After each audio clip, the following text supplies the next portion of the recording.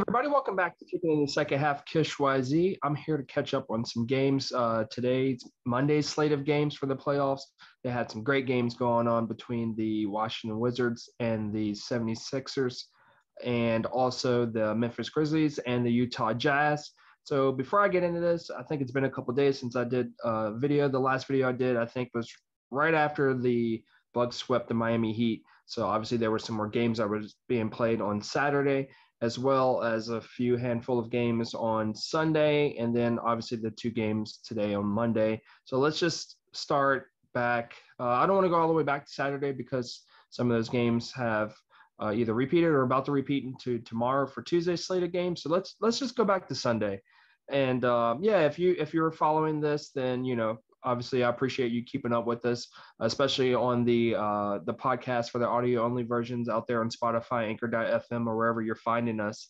But yeah, if you're new to the channel, please check out our videos, and if you like our content, give us a thumbs up and subscribe, please. But yeah, let's get into Sunday slate of games. So I'm just backtracking today, and I had to work, so I didn't get to watch all of these games, and I'm just trying to catch bits and pieces of highlights and what I saw from like the box score. So let's start with the Knicks and the Hawks, which was the first game for Sunday's slate of games, the early game. And from what it looks like looking at the box score for certain, we need some bigger moments from players on the Knicks. If you're looking at Reggie Bullock, who had 0 points, and also Nerlens Noel looked like he recorded just a single point.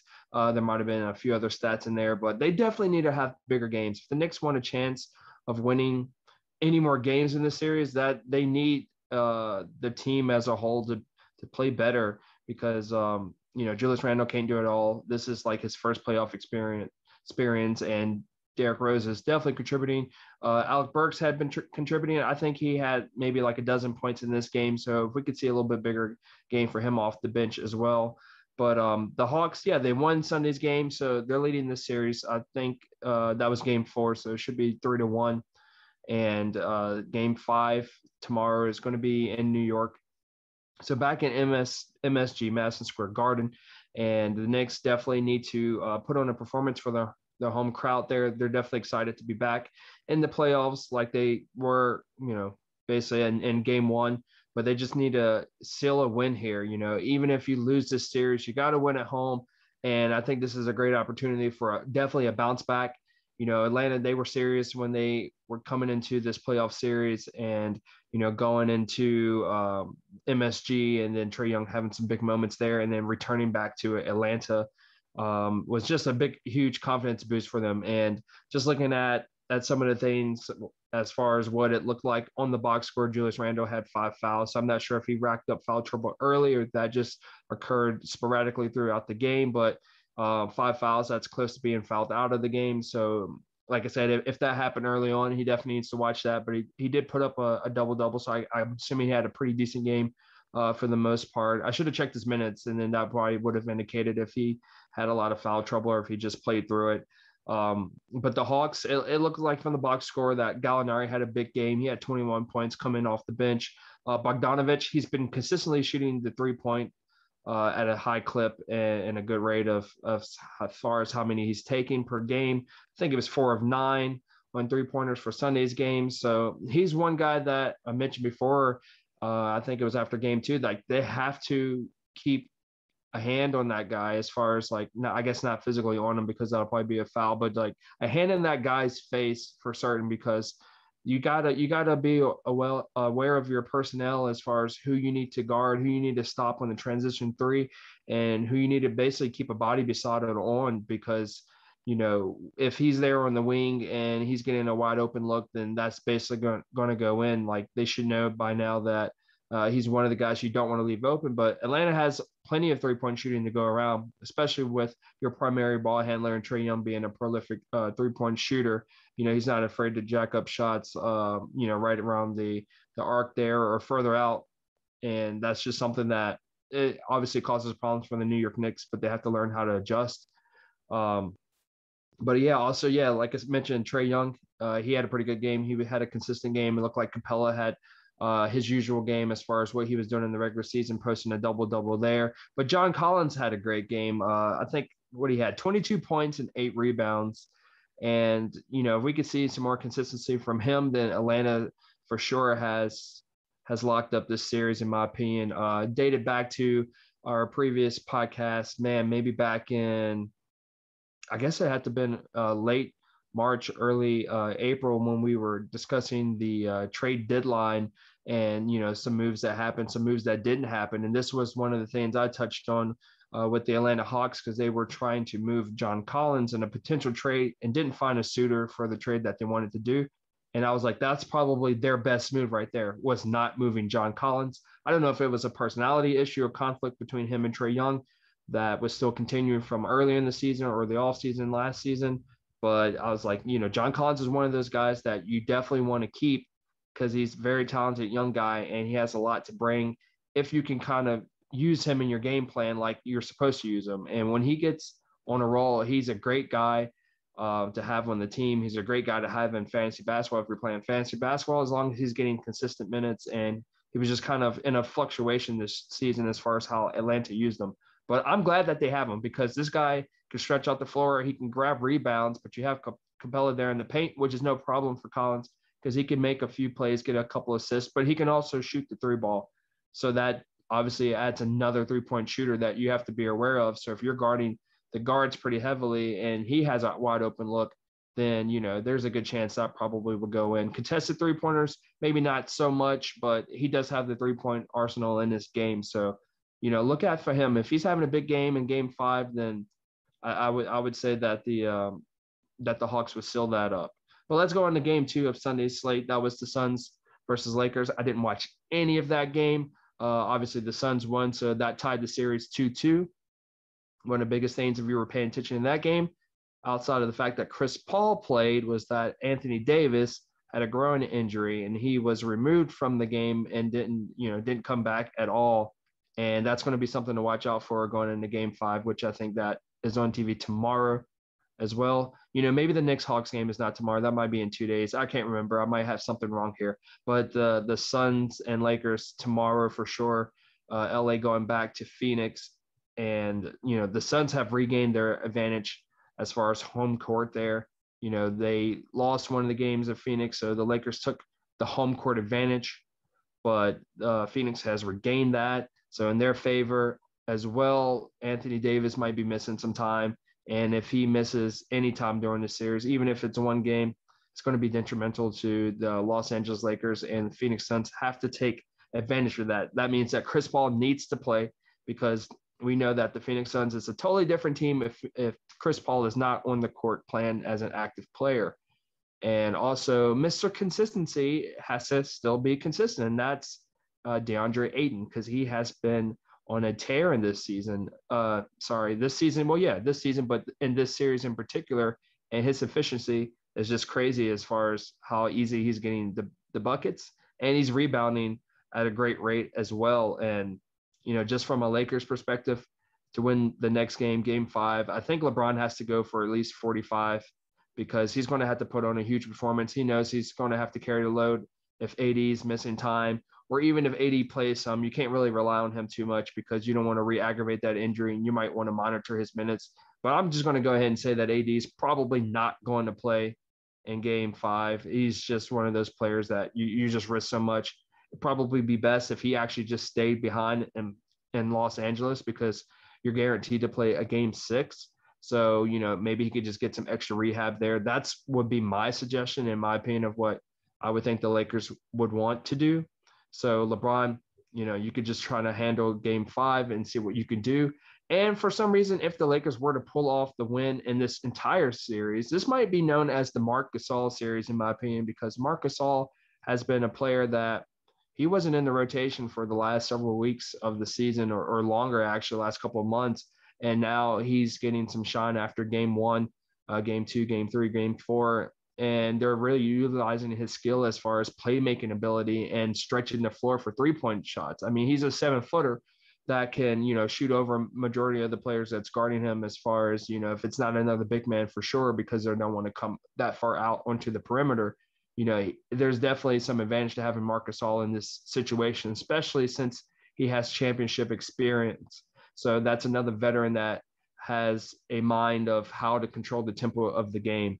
I mean, then also Dennis Schroeder has to have a consistent role like he has been playing, and KCP might be returning. So again, more shooting around LeBron. So we might see a LeBron as far as like a Cleveland days LeBron is where he, does LeBron types of things, and he kind of dishes out to the perimeter as long as there's scorers around him and there's no like J.R. Smith's like I thought we were up type of situations where they don't take the shot. He definitely wants everybody to take the shot. I think it was game 2 or game 3 where LeBron was telling Caldwell Pope, you need to take the shot. You got to take that shot. I passed it to you for a reason. You're wide open. You got to take that shot. So, but yeah, definitely going back to the Suns, they need CP3.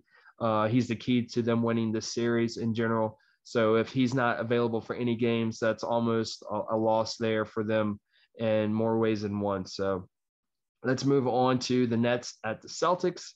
I think I did watch most of this game, or maybe just some of this game, but what I saw from this, obviously, the Nets win this game, so they're up 3-1 in this series. But this was the game that I was talking about as far as, what Tatum has to do in the series. I guess the last game that they actually won, that the Celtics won, was the number 1 game that I had mentioned in our preview that I did for this series, where I was like, Jason Tatum's going to have at least average 40 points for the whole series if they want a chance of winning. And the game that they actually won, he dropped 50. And then in this particular game, they did lose, but he had 40-point game. So this is just me declaring how great that Jason Tatum is to put yourself out there to take on the role of a leader and knowing that you're shorthanded, but still go out there and grind and do what you could do against this offensive heavy team that, you're going against giants, juggernauts, and this team is a well put together team as far as what you see on paper, and you're hitting them hard. You're going at it hard, and you're posting 50 points, 40 points. You're doing what you need to do.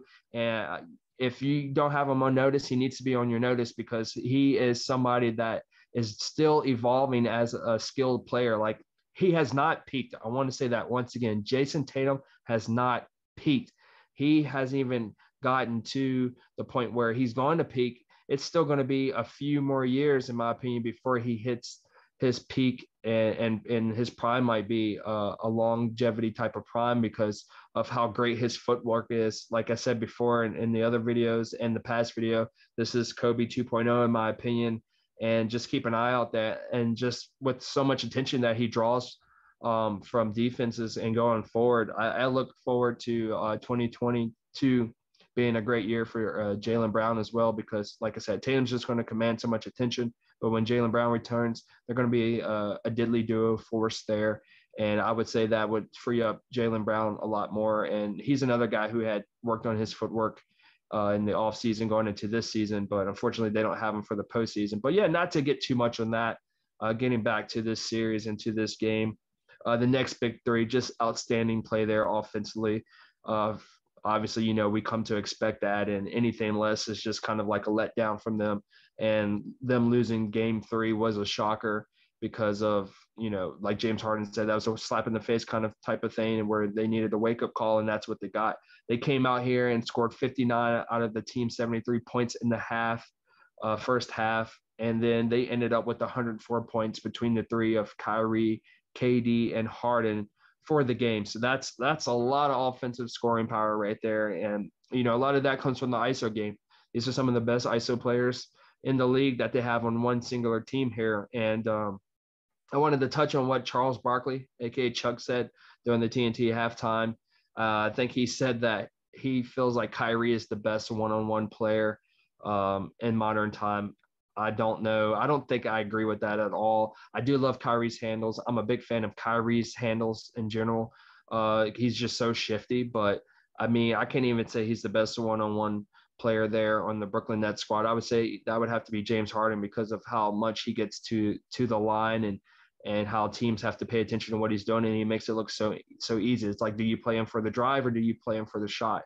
Kyrie, I would play more for the drive than the shot. I mean, he's a great shooter, but I mean, as far as that conversation goes, I would have just ended there in Brooklyn, and I would put Harden for sure over Kyrie, and I might even go Durant because he could just shoot over anybody. So that's another topic for another discussion. That could be its own podcast there. But yeah, I just wanted to touch up on that because if you were paying attention or watching the game, then you heard about that. But if you didn't, I just wanted to throw that out there that Chuck did mention that. And yeah, I don't agree. If you have other opinions about it, you can leave it down in the comments or hit us up on Twitter or IG at KISH YZ, KISH_YZ.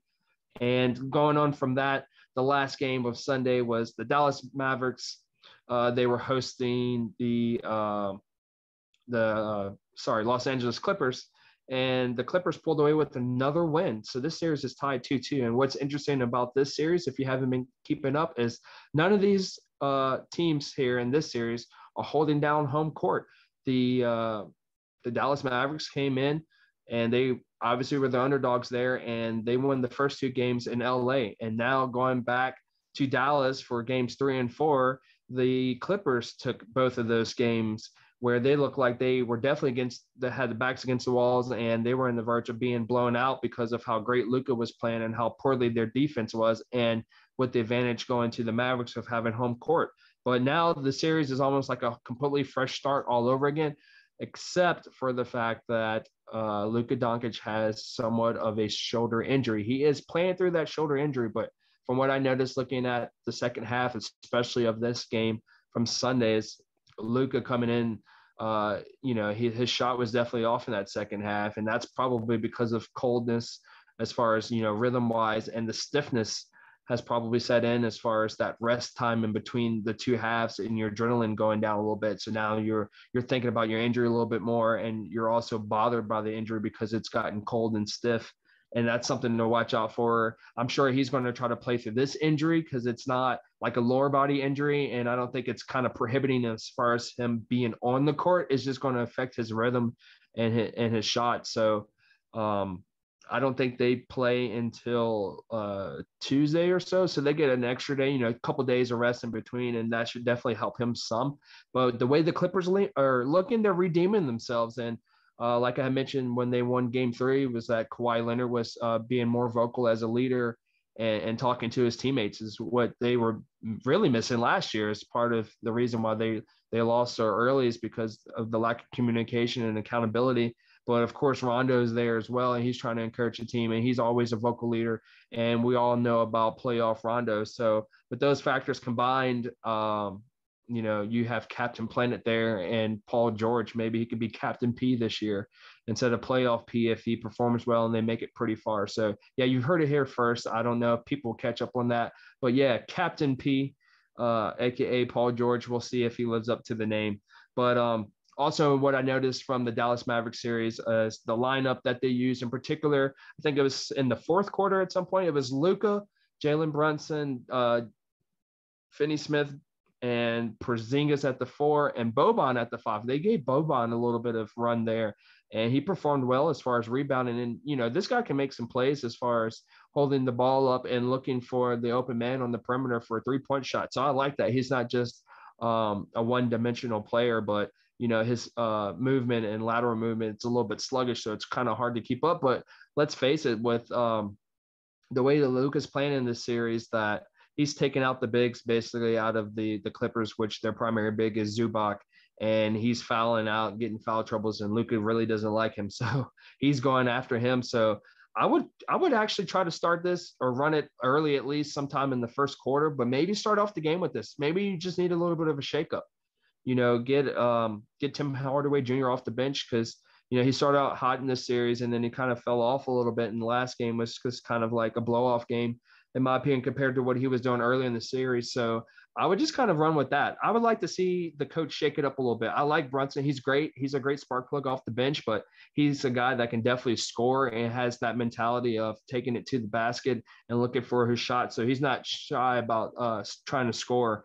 And I like that about him. And then would you have Luka there making plays, especially with his arm being like it is as far as the motion with that shoulder, I would definitely run Brunson with him early on in the game. And then Finney-Smith is there for defensive purposes. He can shoot the three a little bit, maybe not too consistent with his scoring, but defensive purposes, definitely want him in that mix because you're losing some height with Jalen Brunson, but that's going to be fine.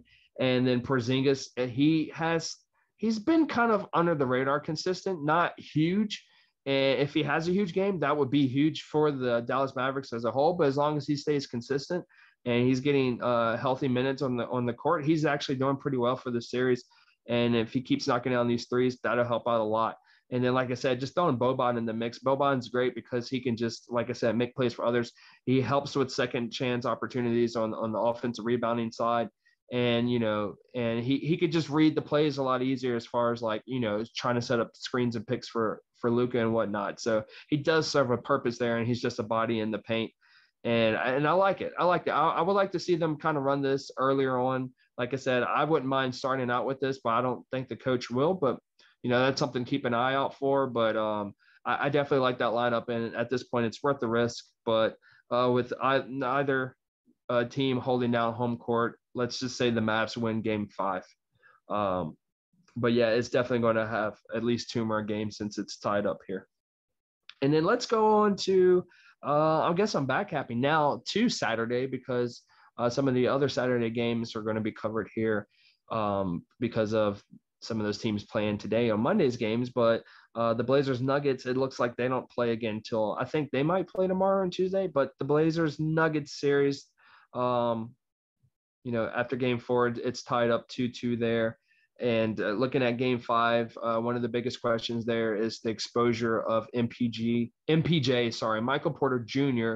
because of his scoring this time. This is the second exposure back-to-back years. Last year, he was exposed on his defense when the Denver Nuggets made the push up through the playoffs there. At one point, they had to battle in the second round against the Los Angeles Clippers, where they ultimately did beat the Clippers, but the Clippers exposed his defense. And they went after him when they were on offense. They were attacking him, and they were either scoring on him or getting him,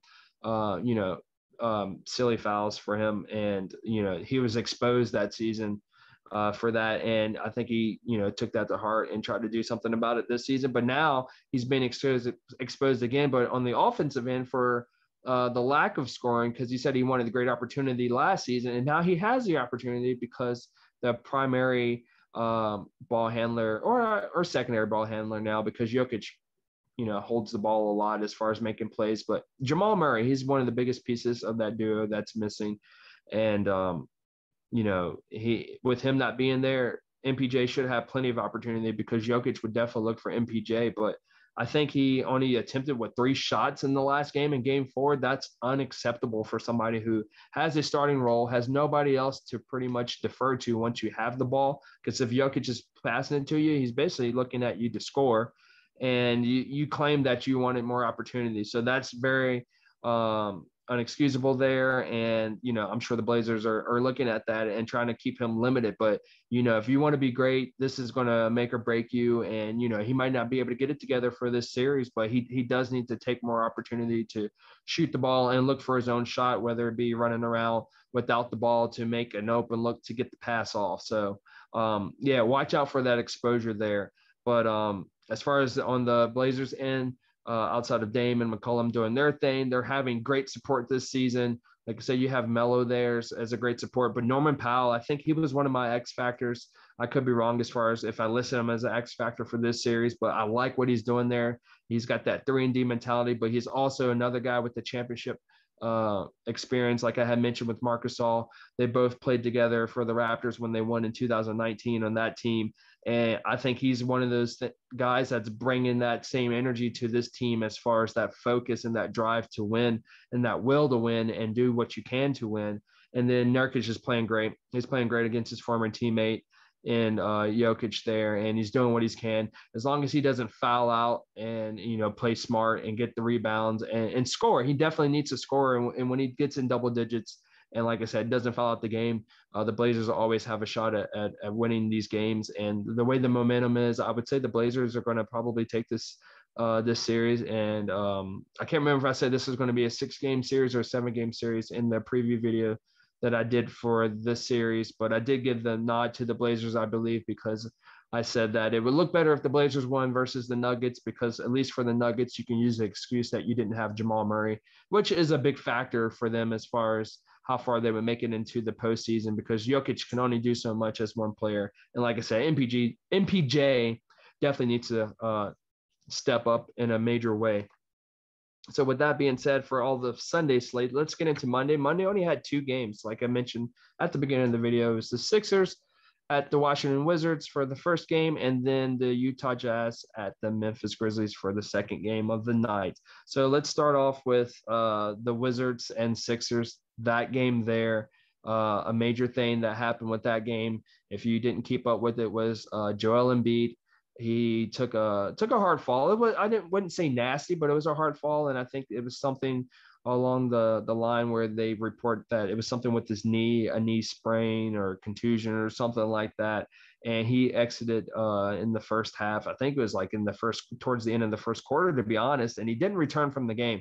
And we know Joel Embiid, if you've followed this guy at all as far as, you know, his NBA career, he came into the league with injury history, and every year he gets hurt in some way or fashion, whether it be something serious or something minor, but it's all pertaining to the knee or the knees. I'm not sure if it goes back and forth between the certain knee or both knees, but yeah, once again, this is him having another injury, even though it might be minor, but him being out for this game cost him the game.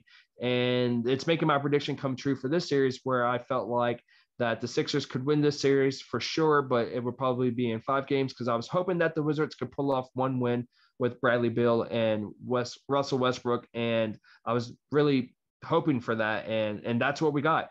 And I want to touch on that the Wizards played in the second quarter. From what I did notice, because I was in and out of this game, I did catch the second quarter when I was on break at work, and then like the fourth quarter some towards the end there when I got off from work. But the second quarter, they played like it was a fourth quarter. That's what I noticed when I started watching the game at that point, was that, wow, the Washington Wizards are playing the break, and they're playing with the speed and the intensity as if it's the fourth quarter, with the game being close like it was. And I love that energy. They wound up, I think, giving up a 3 to Danny Green to close out the half, which put the 76ers up by 1. But the Wizards had rallied and actually took the lead before that. And then, like I said, they were down 1 at halftime, but they just had that energy like, okay, we this is a must win. And obviously it was a must win when you're down 0-3 in the series. But with Embiid not being there, they took advantage of that. And Gafford was a player that, you know, definitely put on a great performance. He has been performing well for them this series, especially with Thomas Bryant out. So that's going to be interesting how they utilize him next season. But shout out to Rui Hachimura. Shout out to Japan, because, like I said before, he's the first Japanese player in the NBA, and he had a great game. I can't remember his stat line. I should have wrote it down for this video, but man, he was putting on a performance, and I love what I'm seeing from him. This is his second year in the league, and if you remember him at all from college, he played for that Zags team, the Gonzaga team. I think it was Gonzaga. I want to say it was Gonzaga. It might have been a different team, but anyway, they were like a powerhouse team when he was there. His last year, I think he spent a couple years in college, and I remember him beating Duke specifically when they had RJ and Zion there, and that was like our first loss of the season. But anyway, I love what I saw from him. Obviously, I love what I saw from Russ as far as the intensity. I think he ended up with 20 rebounds. The downfall there for Russ is that he was, I think they said 3 for 19, which is terrible percentage, but this is what the encouraging thing is that you get with Russ. If he fails on one thing and tries hard in another, you usually get some type of results. And that's the benefit of Russell Westbrook having a Bradley Beal, just the same way as he had a Paul George in the later part of his OKC career, because you have somebody there who can carry the scoring load when you're not shooting the best percentage, and you could still possibly pull off a win with your intensity. And that's what we saw here. I don't know what Bradley Beal ended up with, but like I said, between Beal and obviously Hachimura, who was having a great performance there, that everything else that Russ contributed in paid off. I think he had 14 assists, and like I said, with the 21 rebounds, that is incredible play right there. And wow, that's just amazing. He did get a triple-double, and I think he passed Magic as far as that tie, as far as third in career playoff triple-doubles all time. So congratulations there. But you know, would the Wizards win another game? I'm not sure. They could possibly win the next game if Embiid's out. If they keep playing with this intensity, we just saw a momentum swing. I would think that overall, I would still see see the 76ers taking advantage and winning the series here with them still having the home court advantage. They just have a lot of shooters there, and which is what they needed for this season to work. They have, Danny Green and Seth Curry on the court at the same time, and that's just a lot to cover because these guys don't need a lot of space to shoot, and they shoot it at a very high efficiency. So I do like that there. But once again, just touching up on the Wizards, relating way back to what we talked about the Wizards, how they were underperforming when we did our podcast on like basically under and overs, and they were not meeting our expectations, to the run that they were having at the end of the regular season to make it into the play-in tournament, and then making it out of the play-in tournament into the playoffs. And now, getting that one game. And this basically sums up the season for me as far as the Wizards. This experiment worked when you traded for Russell Westbrook and gave up John Wall. Obviously, you wanted to see an improvement in your team, even though both of these guys kind of had somewhat of an injury going into this season as far as injury problems. But more so, John Wall was more worse off than Russell Westbrook, in my opinion. But you got the guy that you needed to make this work, and he's working great with Bradley Beal. So I say going forward into next year, you definitely keep what you have here, and if you need to add, you add, and then you also look forward to regaining health in some of the players that you're missing, especially Thomas Bryant there, and then your rookie that you had this year, and Avdija. Sorry, I was trying to remember his name, but yeah, it paid off. I needed to see if the Wizards can make into the play-in or the playoffs, and they did both of those things. And then needed to see if Russell Westbrook and Bradley Beal can actually win something together and play as a team and motivate their teammates. And like I said, Rory Hachimura looked like he had fun playing there. Daniel Gafford looked like he had fun catching some of Russell Westbrook's passes for the lob and the slam, and it looked like a fun team. It looked like old times back when they had John Wall, where you want to be in the arena and you just want to celebrate. So I'm looking forward to hopefully a healthy season next year, and they should definitely return the playoffs if they keep what they have and keep building. So yeah, congratulations there on that win. So that did it for me. I don't need to see any more wins from them necessarily, but I feel like I still want to see that same intensity. But yeah, they could definitely pull off a win next game if Joel Embiid doesn't play. But like I said, I still got the Sixers, but we'll see what happens. Anything can happen.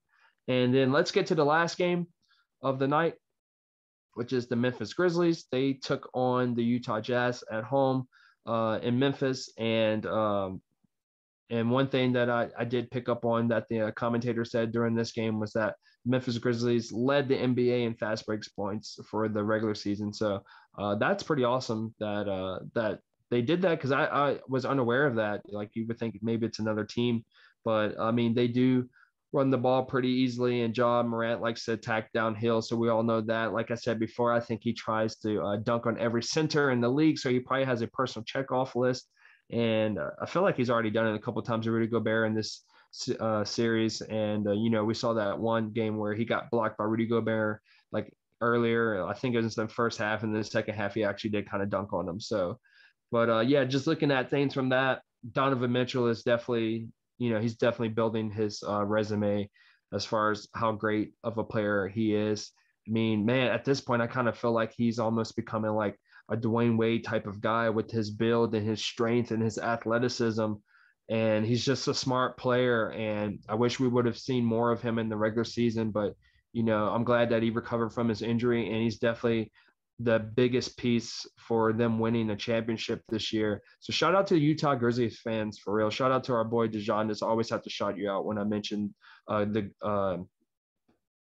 Utah Jazz and them winning anything as far as, awards and championships. But yeah, they look poised to make it past this, obviously, this series, and going into the next round and see who they play. But they're putting on consistent performance since they returned as a full team, with Donovan Mitchell being there, and with the sixth man of the year, the potential coach of the year, the potential defensive player of the year. It's just an amazing thing to watch. But the Memphis Grizzlies are definitely not backing down in this series. You could see them competing every night, game in, game out, whether it be away or at home. I mean, the game that they did win, they sold that on the Utah Jazz's home floor. So that's crazy to see that. And what's standing out to me is just the consistency of how high of a level Ja Morant is actually playing. like Ja Morant is definitely setting the tone for the franchise. If they had any question in mind as far as what type of piece they needed to add, or can we win with this guy in the long term, like, yeah, the answer is yes. You add anything that you need to make this team better, and that suits the build of the team with this guy. I like what they have already with Jaren Jackson and Valanciunas, but whatever upgrades you need to make, whatever depth moves you need to make, maybe that's what it is, or veteran leadership. That, I mean, I think that's just one of the things that they're missing there. But they have, I mean, is it DeAndre? I can't remember. I don't want to say his first name at all because I can't think of the first name, but D. Melton. I'm just going to say that D. Melton put on a great performance in this game. I don't think he scored much in the first half, they said, but in the second half is where he shined.